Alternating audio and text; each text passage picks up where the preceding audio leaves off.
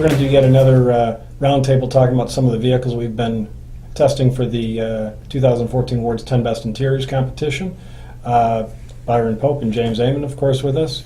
And this time we're going to talk about the Nissan Rogue that we drove, and then also we'll talk a bit about the BMW X5. So, Rogue, I haven't been in it yet, guys. Tell me about it.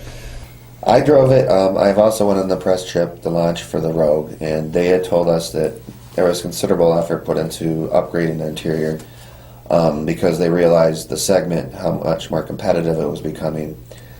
And, you know, I didn't dislike the interior. I thought it was comfortable. I thought the switchgear, everything was accessible, easy to use, but it's just black. Everything's black. There's no, like, attempt at all to break up these expansive black everywhere. And, any accent stitching at all? No.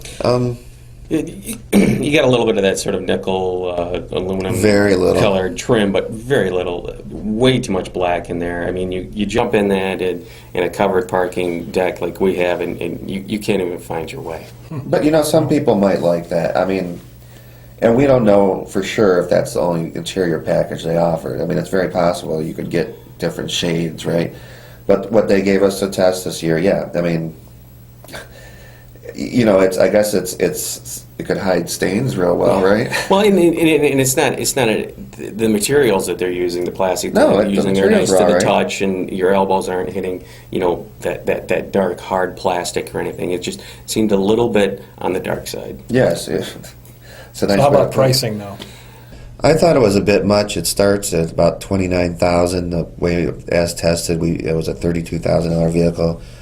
I think at that price point, there's a lot, as far as interiors goes, there's a lot more out on the market that would, I think, please more consumers. Mm-hmm. I will say for them that you do with that, you get that huge Nissan panoramic roof that's just spectacular. Yeah, the roof is very nice. And I think a lot of that might be baked into the price.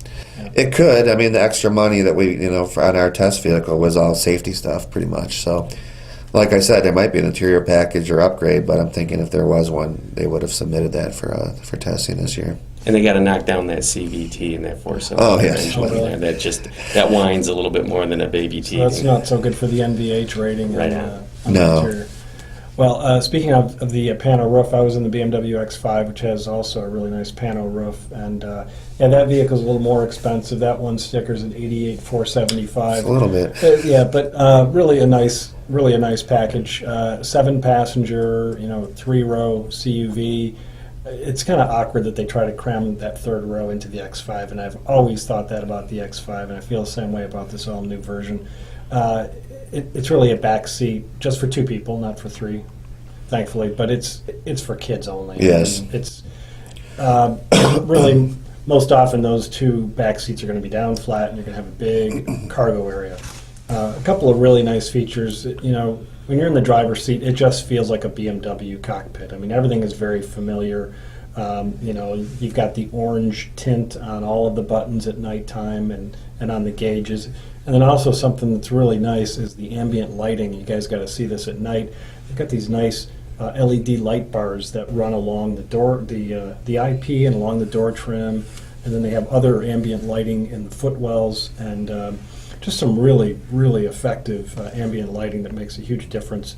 The wood trim is like I think it's maple wood, but it's a dark ash. Or it's like a dark black kind of a stain to it, and then some real nice contrast stitching, and all of the interior is basically beige.